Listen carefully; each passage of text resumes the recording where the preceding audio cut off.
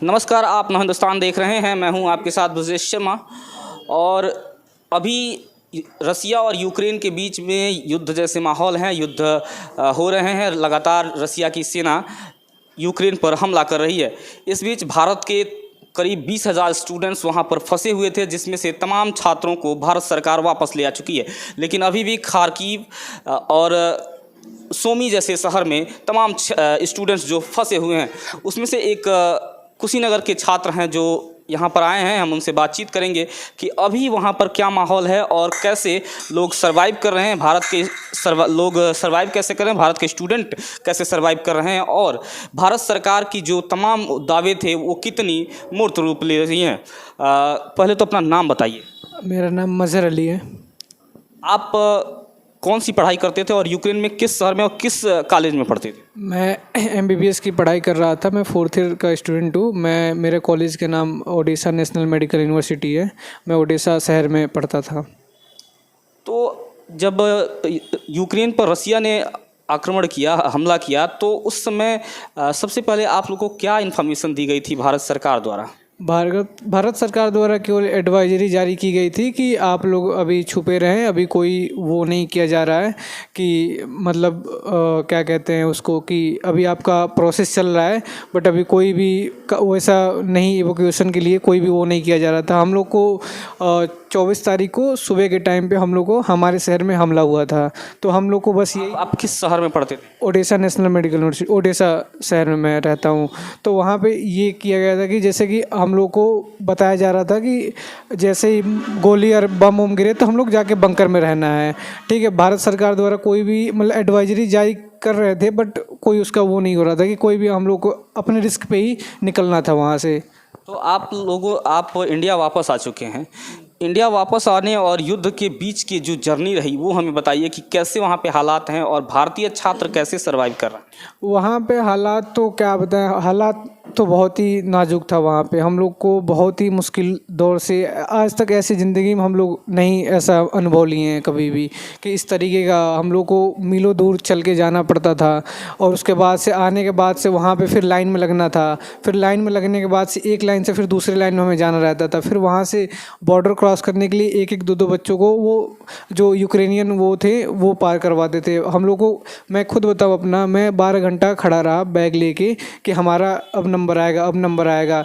उसमें ये क्या कहते हैं, स्नोफॉल, ठंड, -13 डिग्री वहाँ पे टेम्परेचर थी।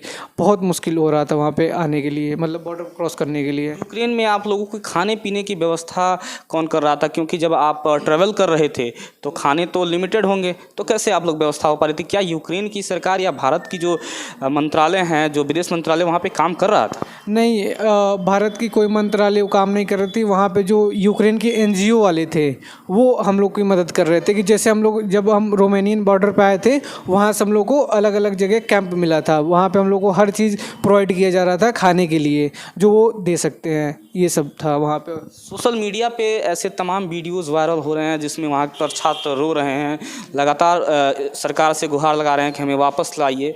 क्या है, मतलब क्या माहौल है अभी फ़िलहाल? आप जब लौट के आए हैं तो अपने दोस्तों से बात हुई आप? हाँ, हमारे एक दोस्त जो सुमी में अभी भी फंसा हुआ है, हमेशा उसी की बातें दिमाग में चल रही है कि वो कब निकलेगा, कैसे आएगा। हमेशा उसी बातें मेरी चल रही है कि कैसे मैं जितना कोशिश कर सकता हूँ अपने तरफ, अपने कॉन्ट्रैक्टर, कंसल्टेंसी, यहाँ तक कि यूरोपियन सेवा एक हम फॉर्म भरे थे, वहाँ से भी मुझे कॉल आया था। मैंने उसका वहाँ पे भी मतलब उसका नंबर और जितना भी कॉन्टैक्ट लिस्ट होता है वो सब मैंने भेजा था उसको कि कोई हेल्प के लिए। भारत सरकार ने 6 मंत्रियों को भेजा है। भारत सरकार का दावा कर रही है, यद्यपि ज्योतिरादित्य सिंधिया वहाँ पर भी मौजूद हैं, गए हैं अभी।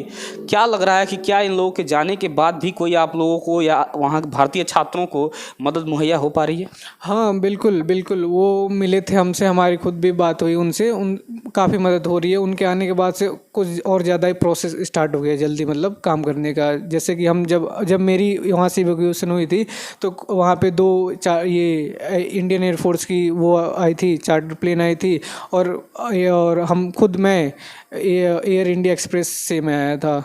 तो वहाँ पे चार्ज कितना देना पड़ा था जब आप यूक्रेन से भारत वापस आए? तो क्या डबल चार्ज, अभी एक मैसेज था कि चार्ज डबल देना पड़ रहा है, क्या ऐसा हुआ था कि आप डबल चार्ज करे गए थे? नहीं नहीं, ये पहले जब अभी वॉर नहीं हुआ था उससे पहले एयर इंडिया एक्सप्रेस ने एयर इंडिया की तरफ से 3 एरोप्लेन वो करवाई गई थी। ये वॉर से पहले की बात है कि उस टाइम पे कुछ 60,000 चार्ज थी लाने की। तो ये हुआ था उस टाइम पे, अभी तो कोई चार्ज और कोई कॉस्ट नहीं देना पड़ा। आप जब आए हैं तो कितना चार्ज आपने दिया? हमने कोई चार्ज नहीं दिया है वहाँ से आने की। आप फ्री ऑफ कास्ट आए हैं? फ्री ऑफ कॉस्ट आए हैं। अभी जो छात्र हैं उनके पास सुविधाएं मुहैया हो रही हैं? हाँ बिल्कुल हो रही है। जो मतलब ये है कि अपने आप से आपको बॉर्डर क्रॉस करना है, उसके बाद से वहाँ से सब आपको फ्री ऑफ कॉस्ट हो रहा है। जो रोमानिया का बॉर्डर है, हम ये जानना चाहते हैं हमारे और करीब आई, रोमानिया का जो बॉर्डर है वहाँ से कितनी दूरी से आपको उतार दिया जा रहा है और कितना दूरी पैदल ट्रेवल करना पड़ रहा है? कुछ 15 से 20 किलोमीटर पहले ही हम लोग को उतार दिया जा रहा है। फिर वहाँ से हम लोग को आने के लिए मतलब खुद ही आना है, वहाँ पे कोई वो नहीं है, बस हम लोग को बैग मिल रहा है, बस वहाँ से आप चलते जाओ चलते जाओ चलते जाओ। फिर बीच में NGO वाले जो हैं कुछ खाने पीने के लिए दे रहे हैं, यही हो रहा है बस वहाँ से। फिर वहाँ से हम लोग जब आए थे उस टाइम पे बहुत दिक्कतें हुई थी। अब तो भारत सरकार ने एडवाइजरी ये सब जारी कर दिया, तो थोड़ा जल्दी अब लड़कों को मतलब छोड़ रहे हैं। एक मैसेज ऐसा आ रहा है कि भारत सरकार का अगर आप फ्लैग लेके जाते हैं तो उससे रूस की सेनाएं छूट दे रही हैं, ऐसा कुछ है? ऐसा वो हुआ था कि जैसे कि अगर हम फ्लैग लेके आ रहे हैं तो जैसे कोई रसियन, अगर बाई चांस रसियन कोई मिल जा रहा है मिलिट्री वाला, तो उसको हम दिखा के बोल सकते हैं कि एता इंडिया मालचिक या उमनिया इंडियन, ऐसे हम कह के अपने आप को बचा सकते हैं। वो अपनी सेफ्टी के लिए, वो एक तरीके से हम कह सकते हैं वो हमारा कवच है, शील्ड है, बचने का एक जरिया है।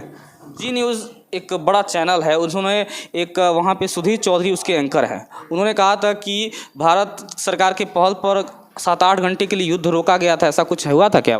वैसा तो पता नहीं, अब बता नहीं सकते कि ऐसा कुछ हुआ है, ऐसा कुछ वो नहीं कर सकते हैं, दावा नहीं कर सकते हैं कि 7-8 घंटे। ऐसा हमें भी आया था सुनने के लिए, पर ऐसा कुछ हम बता नहीं सकते। यूक्रेन में यूक्रेन के लोगों के लिए कैसी ज़िंदगी है वहाँ पर, क्या माहौल है, ये हमें एग्जैक्ट बताइए कि क्या वहाँ पे ज़िंदगियाँ तबाह हो रही हैं, कैसी स्थिति है यूक्रेन की पूरे देश की? यूक्रेन की पूरी देश की मतलब कैसे बताएं हम, कैसे हम खुद देखें, हम कैसे आपको जो भयावह नज़ारा आपने देखा हो, क्योंकि बमबारी हो रही है लगातार, ऐसे वीडियो आ रहे हैं जो हृदय विदारक हैं, लोगों को देख के रोंगटे खड़े हो रहे हैं, क्या नज़ारा आप देख कर आए? हम खुद एकदम जो नज़ारा वहाँ पे दिखाया एकदम वो पूरी ही सच है। क्योंकि वहाँ पे यूक्रेन के लोग धीरे धीरे करके सब लोग जा रहे हैं, वो अपना वो छोड़ के अलग अलग, जैसे पोलैंड हो गया, हंगरी हो गया, जैसे रोमानिया होगा, ऐसे ऐसे बॉर्डर क्रॉस करके वो वहाँ पे रिफ्यूजी जाके रह रहे हैं। हमने खुद देखा है कि वहाँ पे ये लोग जाके रह रहे हैं और आगे वो कहीं और का वो प्रयास करने जाने के लिए, कि अपने कहीं और जाके अपनी रोजी रोटी चलाने के लिए, ऐसा है। आप यूक्रेन में पढ़ रहे थे, रूस के कदम को आप कैसा ठहराते हैं? क्या रूस का जो कदम है जो यूक्रेन पर कब्जा करने की, इसको आप कैसे देख रहे हैं, क्योंकि आप यूक्रेन के स्टूडेंट हैं? ये बहुत ही बुरा है, बहुत ही बुरा है। इसका हम क्या कह सकते हैं कि ये मतलब बहुत ही बुरा है। इसके हम वो शब्द नहीं है कि हम कैसे उसको हम बताएं कि ये रूस का कितना गलत कदम उठा रहा है। ये चीज़ें नहीं होनी थी। पहले हम लोग को ऐसा होता था कि पहले डेट मिला था कि इस डेट को करना है वॉर, इस डेट को करना है, तो हम लोग को जैसा लगता था कि नहीं होगा, कोई बात नहीं है। फिर धीरे धीरे बाद में बढ़ती गई, तो बहुत ही बुरा हुआ ये चीज़ें। आप MBBS के किस सेमेस्टर कहें या ईयर कहें, किस ईयर के हम 4th सेमेस्टर में, 4th ईयर में हैं। पहला सेमेस्टर हमारा ख़त्म हो गया है, दूसरा सेमेस्टर की 1 मंथ मेरा हो गया था। आप अपनी शिक्षा के प्रति चिंतित हैं, क्योंकि वहाँ पे जो आपके स्कूल्स हैं, आपके कॉलेज हैं, सब तबाह किए जा रहे हैं धीरे धीरे, तो आप अपनी शिक्षा के प्रति चिंतित हैं? क्या आपका भविष्य बनेगा, क्योंकि आप 4th ईयर है, 1 ईयर और बाकी है, इसको कैसे देख रहे हैं, और भारत सरकार से क्या उम्मीद है आप लोगों की? बिल्कुल बिल्कुल हम चिंतित हैं अपने पढ़ाई को लेके, क्योंकि हम मतलब उतने भी वो परिवार से नहीं रिलेट करते। हमारे पापा अभी एक्स आर्मी मैन सर्विस हैं, तो पूरे पैसे हमारे में लगाया जा रहा है। तो हम अपनी पढ़ाई को लेके, क्योंकि अब हमारा 2 साल ही रह गया है, और क्योंकि 6 साल का वहाँ कोर्स होता है, तो 2 साल का ही रह गया था, तो इसलिए कि अब हमारा 2 साल कैसे कंप्लीट होगा, ना कॉलेज बचा ना कुछ बचा।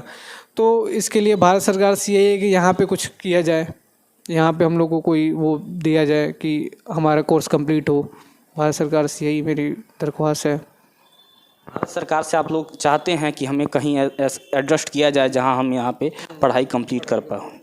हाँ बिल्कुल बिल्कुल, यही हम चाहते हैं भारत सरकार से कि यहाँ पे हमें कुछ ना कुछ ऐसा मुहैया कराया जाए कि हमारी पढ़ाई कंप्लीट हो, हम भी आगे अपनी लाइफ में बढ़ें।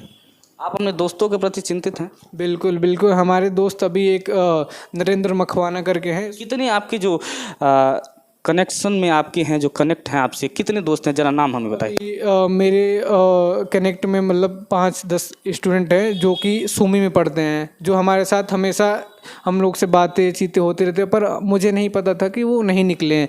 जब मैं इंडिया पहुंचा, वहाँ पे जब मैंने अपना वो दिल्ली का स्टेटस डाला अपने व्हाट्सएप पे, तब उस लड़के का मैसेज आया, तो मैंने फिर उससे बात की, तो उसने बताया कि अभी यहाँ पे कोई वो नहीं हो रहे हैं, मतलब बच्चे सुमी से नहीं निकाले जा रहे। तो बहुत ज़्यादा चिंता होने लग गई। फिर उससे हमेशा बात, जो भी कांटेक्ट है, जिधर भी हम मतलब कांटेक्ट कर सकते हैं, किसी भी एम्बेसी या कुछ भी हो, तो हम ट्राई कर रहे हैं कि उसका जल्दी जल्दी कुछ ना कुछ। आपके साथी एक हैं नवीन कुछ नाम है उनका, जो वहाँ पे मारे गए हैं, इसको आप लोग कैसे देख पा रहे हैं? वो तो हमसे बहुत दूर खारकीव में है, वो नवीन करके कर्नाटका के थे। उनका मतलब यही है कि क्या कह सकते हैं कि वो, ये तो ठीक है कि वो अकेले गए थे खाना लेने के लिए और उनको मार दिया गया। अगर उनके साथ और भी जाते तो और भी मारे जाते, ये हम कह सकते हैं। बट वो बहुत बुरा हुआ उनके साथ ये नहीं होना था। नव हिंदुस्तान से बातचीत करने के लिए आपका बहुत बहुत